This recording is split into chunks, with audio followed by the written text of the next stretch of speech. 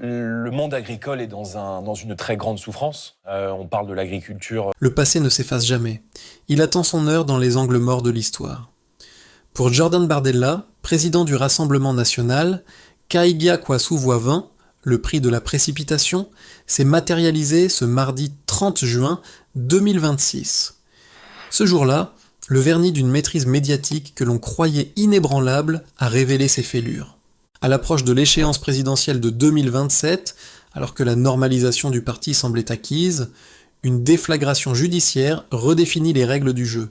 Dès l'aube, des perquisitions coordonnées ont retenti en France, en Espagne, en Italie et en Belgique, propulsant l'affaire à une envergure continentale. Pour cet homme fort du mouvement habitué aux applaudissements, cette confrontation avec la réalité brute des institutions est un séisme feutré. Ce qui s'est joué, c'est l'intrusion d'un acteur que personne à Paris ne peut intimider, le parquet européen. Dirigé avec une indépendance inflexible, cet organe supranational avance à son rythme, imperméable aux urgences du calendrier politique français. Pour un jeune dirigeant habitué à dicter le tempo des médias, ce choc des temporalités crée un inconfort psychologique profond. C'est le piège de l'horloge qui se referme sur un destin pressé. Sur les réseaux sociaux, la riposte de Jordan Bardella a été immédiate. Comme à chaque fois, les procédures judiciaires annoncent le calendrier électoral. Nous n'avons rien à nous reprocher et nous le montrerons. Pour vous qui suivez la vie politique française depuis des décennies, ces mots ont un écho familier. C'est la classique rhétorique de la victimisation, une contre-attaque destinée à transformer une vulnérabilité juridique en persécution. En qualifiant cette enquête de manœuvre, à une semaine du verdict en appel concernant Marine Le Pen, il tente de resserrer les rangs, mais derrière l'assurance affichée devant les caméras, la tension intérieure est immense. Cette situation révèle une dimension psychologique captivante. Quand un acteur gravit les échelons à une vitesse aussi vertigineuse, il laisse derrière lui les traces de ses imperfections. En 2015, Jordan Bardella n'a que 19 ans. Il est un rouage anonyme au sein de l'ancien Front National. C'est alors qu'on lui confie un poste d'assistant parlementaire auprès de Jean-François Jalc. 12 ans plus tard, ce contrat éphémère de 4 mois et demi devient un fardeau monumental. Pour notre génération, qui a vu défiler les grandes affaires de la Ve République, ce scénario évoque de lointains souvenirs, avec la fragilité inédite d'un leader qui n'a jamais connu le doute public.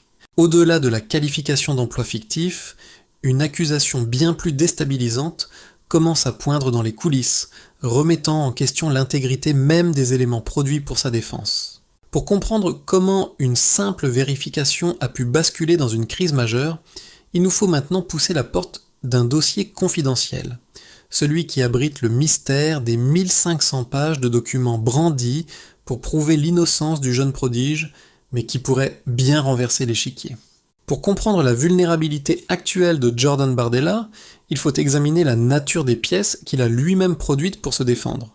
Face aux premiers soupçons d'emploi fictif soulevés par l'association Anticorps, la stratégie de l'état-major du Rassemblement national a été d'étouffer la contestation sous le poids de la preuve.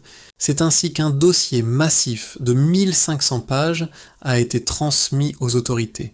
L'objectif était limpide: saturer l'espace d'analyse, faire la démonstration d'une transparence absolue et décourager toute vérification ultérieure.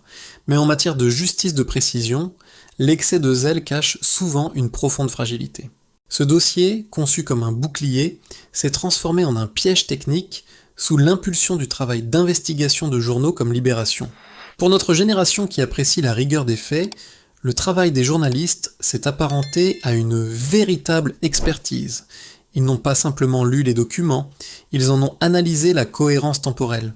Au cœur du litige se trouve un agenda manuscrit et des revues de presse censées prouver l'activité quotidienne du jeune assistant parlementaire de 19 ans au cours de l'année 2015. C'est ici que le récit officiel se heurte à la matérialité des faits. Les investigations ont révélé des anomalies graphiques et structurelles troublantes. Des notes et des comptes rendus affichent une régularité artificielle, mais surtout, des éléments d'analyse indiquent que ces pièces auraient été fabriquées ou complétées de toutes pièces au moins 2 ans après la fin théorique du contrat. on découvre la tentative de reconstituer a posteriori l'histoire d'un travail qui n'a laissé aucune trace organique dans les couloirs du Parlement européen. L'impact psychologique sur l'opinion publique, en particulier sur les électeurs attachés à l'exactitude administrative, est immédiat.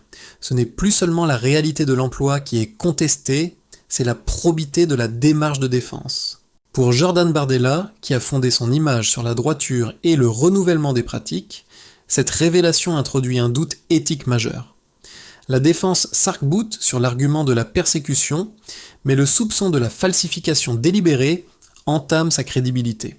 Alors que les experts s'apprêtent à passer chaque page au crible de l'analyse technique, la panique s'installe discrètement derrière les sourires de façade.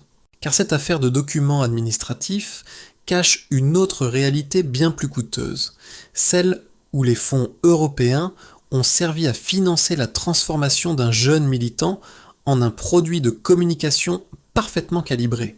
Ce scandale de falsification documentaire n'est pourtant que la partie émergée d'une dérive plus profonde. Un autre volet, plus subtil, mais tout aussi dévastateur pour l'image du jeune dirigeant, touche directement aux coulisses de sa fabrication politique. L'affaire du media training. Les investigations du parquet européen et les signalements d'associations comme AC, Anticorruption, mettent en lumière un mécanisme d'une ironie cinglante. Le parti est soupçonné d'avoir détourné les enveloppes budgétaires du Parlement européen pour s'offrir les services exclusifs de Pascal Humeau, un conseiller en communication de premier plan. Pour les observateurs attentifs de la vie publique, attachés à la sincérité des convictions professionnelles, cette révélation dévoile une contradiction idéologique majeure. Le Rassemblement national, un mouvement qui a bâti son succès sur la critique virulente des institutions bruxelloises, qualifiées de technocratiques et dépensières, aurait utilisé l'argent de ces mêmes contribuables européens pour façonner son arme médiatique la plus redoutable. C'est l'histoire d'une formation politique qui finance la formation de son champion avec les deniers de l'institution qu'elle combat. Derrière cette affaire de facture se cache une métamorphose psychologique et technique fascinante. Les témoignages issus des coulisses décrivent un travail d'ingénierie comportementale minutieux. À ses débuts, Jordan Bardella est un jeune homme rigide, à la diction mécanique et au regard fuyant face aux caméras. Sous la direction de son conseiller, il va subir une véritable rééducation médiatique, maîtrise du rythme cardiaque, modulation de la voix, technique d'esquive face aux questions déstabilisantes des journalistes. Ce polissage de pointe a transformé le militant timide en un communicant redoutable capable de saturer l'espace télévisuel. Le problème n'est pas qu'un homme politique apprenne son métier, mais que la facture de cette excellence marketing ait été masquée sous des intitulés d'assistance parlementaire théorique. Cette révélation érode le mythe de l'authenticité que Jordan Bardella s'est appliqué à construire. Il n'apparaît plus comme le produit spontané du mérite et du terroir, mais comme une construction hautement sophistiquée, financée par un système de dissimulation de fonds publics. Alors que la justice européenne exige désormais des comptes pour cette éloquence tarifée, le doute s'infiltre dans les structures même du mouvement. L'inquiétude ne se limite plus à la perte de crédibilité éthique. Elle paralyse la stratégie de conquête du pouvoir. Car derrière les portes closes du siège de l'état-major, l'ambiance n'est plus à la célébration des sondages, mais à la gestion d'un huis clos étouffant où la loyauté des uns commence à se heurter à l'instinct de conservation des autres. Derrière les portes closes du navire amiral du Rassemblement national, l'atmosphère s'est soudainement raréfiée. Ce n'est plus seulement une crise de communication ordinaire, c'est un cauchemar stratégique qui paralyse l'appareil du parti. Pour notre génération qui a observé les métamorphoses successives de cette formation politique, le spectacle actuel est inédit. Le mouvement ne fait plus face à une simple contestation extérieure qu'il peut balayer d'un revers de manche médiatique, mais à un effet de ciseau judiciaire qui menace d'emporter ces deux figures de proue simultanément. À l'aube de cet été 2026, l'anxiété est devenue palpable. Tous les regards sont rivés sur une date charnière, le 7 juillet, moment où la Cour d'appel de Paris doit rendre son délibéré crucial sur l'inéligibilité de Marine Le Pen. Le plan initial de l'état-major était d'une clarté limpide. Si la figure historique du parti était écartée de la course, Jordan Bardella, l'héritier désigné, reprendrait instantanément le flambeau. Il incarnait le plan B parfait, le recours jeune, moderne et prétendument intouchable. Or, en l'espace de quelques heures, ce recours se retrouve lui-même encerclé par les procédures. Au cœur de ce huis clos étouffant, le silence de Marine Le Pen est lourd de sens. Pour celle qui a consacré plus d'une décennie à lisser l'image de son mouvement pour le rendre gouvernable, voir son successeur trébucher sur les mêmes écueils administratifs que l'ancienne garde est une immense amertume. Dans les couloirs du siège, la suspicion s'installe. Le Rassemblement national n'est pas une structure partisane classique, c'est une culture politique verticale, presque dynastique.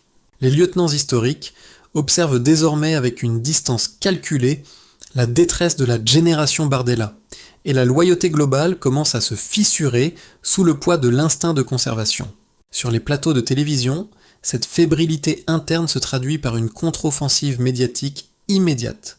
Des cadres du parti, à l'image du député Jean-Philippe Tanguy sur BFM TV, sont envoyés en première ligne pour saturer l'espace et dénoncer une manipulation. Mais le ton a changé. Ce n'est plus l'assurance triomphante des soirées de victoire électorale. C'est une défense technique, tendue, qui peine à masquer la précision des accusations.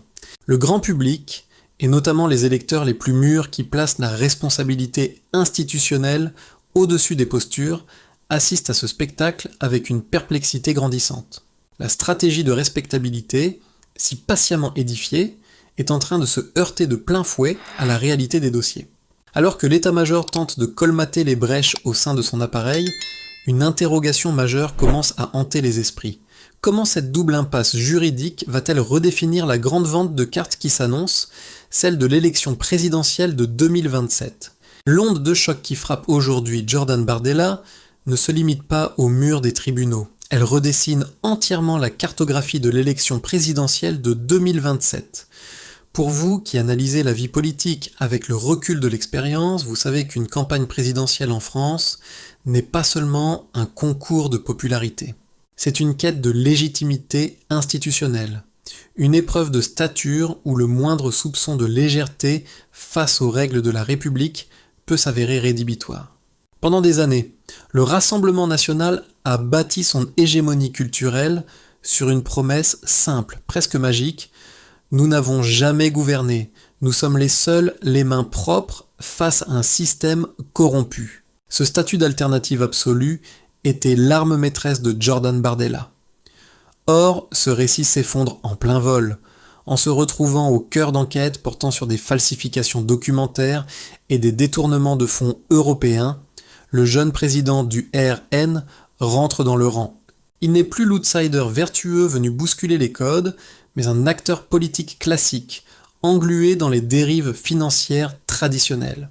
Pour l'électorat des plus de 50 ans, ce rappel à l'ordre de la réalité ravive de douloureux souvenirs historiques. Comment ne pas tracer un parallèle immédiat avec le séisme de l'élection présidentielle de 2017 ?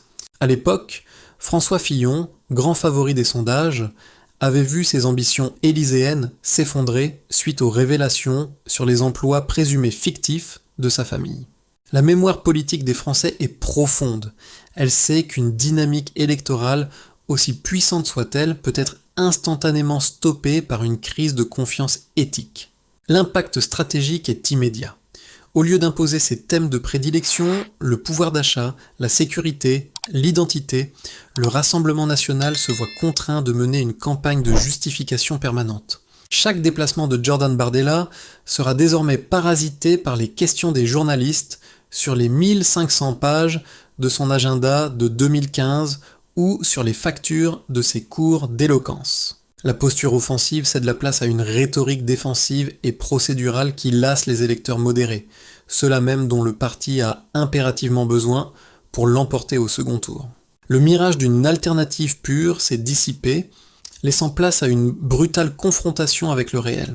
Alors que les pions se déplacent avec une lenteur calculée sur l'échiquier de 2027, une question ultime s'impose à nous, une question qui dépasse les simples calculs électoraux pour toucher au cœur même de la responsabilité des hommes face à leur propre destin. C'est au tribunal du temps qu'appartient le dernier mot, Ce juge impartial qui ne se laisse jamais fléchir par l'urgence des gros titres, l'illusion des sondages éphémères ou l'effervescence passagère des réseaux sociaux. À travers l'analyse de ces deux affaires croisées qui ébranlent aujourd'hui le Rassemblement national, ce qui se dessine sous nos yeux dépasse le cadre d'un simple fait divers politique. C'est une leçon sur l'exercice du pouvoir, la fragilité des ambitions humaines et le poids inéluctable de la responsabilité. Pour Jordan Bardella, l'heure de vérité n'est plus une échéance électorale que l'on peut repousser. Elle s'impose dans la froideur des dossiers d'instruction. L'homme qui incarnait une modernité triomphante, une jeunesse pleine d'assurance devant les micros, se retrouve confronté à la plus ancienne des réalités démocratiques. Nul ne peut bâtir un destin national durable sur les sables mouvants d'un passé non élucidé. La politique contemporaine tend à privilégier l'image sur la substance, l'éloquence immédiate des plateaux sur la rigueur des dossiers de fond, le bruit d'un instant sur la sédimentation de l'histoire. Jordan Bardella a grandi et triomphé dans ce monde virtuel des algorithmes, où la forme l'emporte sur le fond. Mais comme nous l'avons démontré, le droit possède sa propre force de gravité, une lenteur méthodique que rien ne peut détourner. Les éléments de langage de la génération Bardella se heurtent aujourd'hui à la froide rigueur des magistrats du parquet européen et aux analyses précises de la presse d'investigation. Le mythe du leader intouchable, protégé par son bouclier médiatique, s'estompe pour laisser place à la réalité d'un homme de 30 ans qui doit désormais assumer, devant la justice et devant les citoyens, la responsabilité de ses choix passés et les méthodes de son appareil politique. C'est le retour de l'éthique de responsabilité contre l'éthique de la pure mise en scène.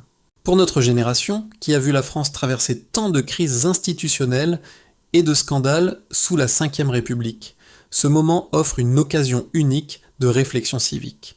Vous le savez aussi bien que moi, l'honnêteté, la transparence et la probité absolue ne sont pas des options cosmétiques ou de simples arguments de campagne. Elles constituent les fondations indispensables, la clé de voûte de la confiance démocratique entre le peuple et ses dirigeants. Lorsque le vernis de la communication se détache sous la pression des enquêtes techniques, il ne reste que la vérité nue des faits. Jordan Bardella jouit de la présomption d'innocence, et il convient de la respecter. Cependant, le verdict de l'opinion publique obéit à un calendrier bien plus rapide et impitoyable que celui des prétoires. Le doute, une fois instillé dans l'esprit des électeurs attachés aux valeurs républicaines, est un poison lent qui ronge les plus belles dynamiques électorales. Alors que l'échiquier politique français s'apprête à vivre des jours décisifs avec le délibéré imminent concernant Marine Le Pen le 7 juillet et les développements inéluctables des perquisitions du parquet européen, la question fondamentale se pose désormais à chacun d'entre vous. Pensez-vous que la stratégie de victimisation systématique de Jordan Bardella pourra résister à la précision des dossiers judiciaires ? Le Rassemblement national peut-il maintenir ses ambitions pour l'échéance présidentielle majeure de 2027 si ses deux principaux leaders se retrouvent simultanément affaiblis ou écartés de la course par des décisions de justice? Votre regard sur cette situation, enrichi par les décennies d'histoire politique que nous avons partagées ensemble, est absolument essentiel pour décrypter l'avenir de nos institutions. Je vous invite à exprimer vos réflexions et vos analyses détaillées dans l'espace des commentaires ci-dessous. C'est dans ce partage d'idées, mesuré, respectueux et argumenté, que vit la noblesse du débat républicain. Si cette analyse s'approfondit, ce décryptage sans concession et ce travail d'investigation exigeant vous ont apporté les clés de compréhension nécessaires, manifestez votre soutien à notre travail indépendant. Un simple clic sur le pouce bleu, un partage de cette vidéo auprès de vos proches et un abonnement à notre chaîne sont essentiels. Ce sont ces gestes simples qui nous permettent de continuer à produire un contenu de haute tenue, loin du bruit et de la superficialité de l'actualité immédiate. Prenez grand soin de vous, restez attachés à la rigueur des faits, et je vous dis à très bientôt pour un prochain décryptage.